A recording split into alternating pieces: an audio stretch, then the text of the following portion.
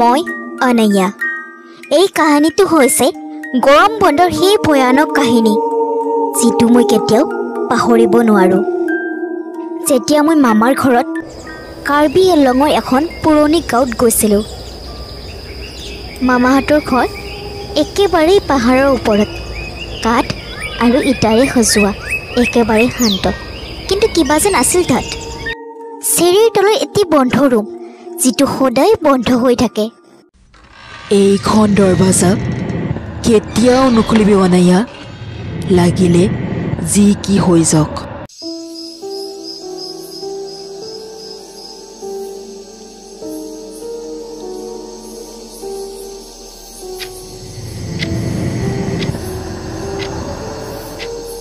ৰাতি 2:03 মোৰ চকু খুলিল আৰু চিৰিৰ তলৰ পৰা কিছুমান শব্দ শুনিবলৈ পালোঁ, যেন কোনোবাই খোজ কাঢ়ি আছে।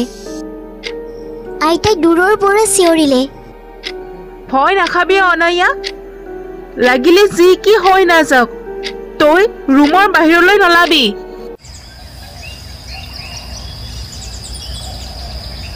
কিশোৰ, এই চিৰিৰ তলত কি আছে? তাত কিবাটো আছে যিটো অকল ৰাতি জীৱিত হয়। তাত এগৰাকী তিৰোতা আছিল। কোন তিৰোতা? মই বিশেষটো নাজানো, কিন্তু সৰুৰ পৰা শুনি আহিছোঁ এই চিৰিৰ তলত যাব মানা কৰিছে, আৰু আপুনিও ৰাতি এই চিৰিৰ তলত নাযাব। এনেদৰে কৈ কিশোৰ তাৰ পৰা গুচি যায় আৰু মই তাতে বহি থাকিলোঁ। অকণমান পিছত আন্ধাৰ হৈ গ'ল আৰু আজি ৰাতিও।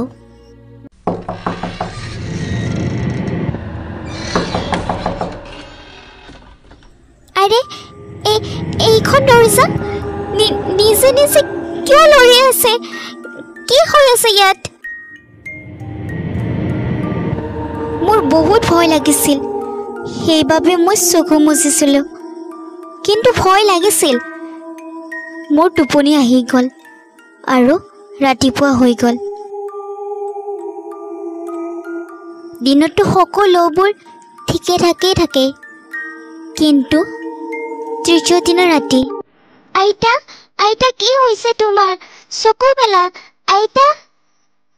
আইতাৰ গা বেয়া কৰিছিল আৰু ঘৰত অকলে মই আছিলোঁ।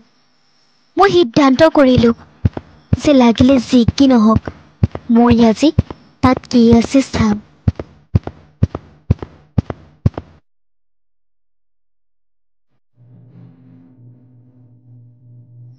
মই চিৰিৰ কাষলৈ যোৱাৰ লগে লগে দৰজাখন নিজে নিজে খোল খালে।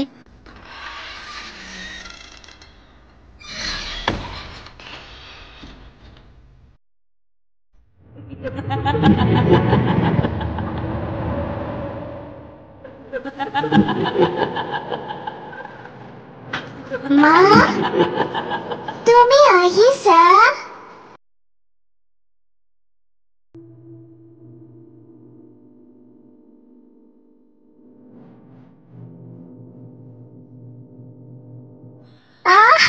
কোন তুমি? এৰি দিয়া মোক, এৰি দিয়া। মই তোমাৰ কি অনিষ্ট কৰিছো?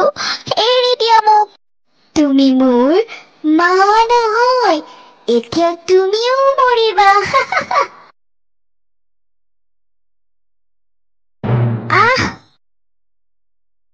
মই বহুত ভয় খাইছিলোঁ আৰু গৈ কোণাত বহিছিলোঁ। আনফালে আইতাই। ওম নমঃ শিৱায়, ওম নমঃ শিৱায়।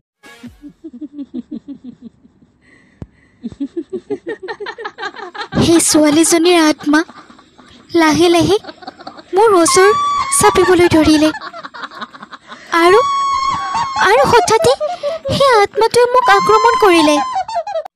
মই মাথা ঘূৰাই পৰি গ'লোঁ আৰু যেতিয়া মোৰ চকু মেলিলে, মই দেখিলোঁ যে মোৰ সন্মুখত আইতা বহি আছে আৰু আইতাই মোক কিবা কৈ আছিল। অনয়া, এই আত্মাটোৱে এতিয়া তোকো চিনি পালে আৰু তাই প্ৰত্যেক ৰাতি তোৰ বাবে দৰৱাজা খুলিব সেইবাবে তই উভতি যা অনায়া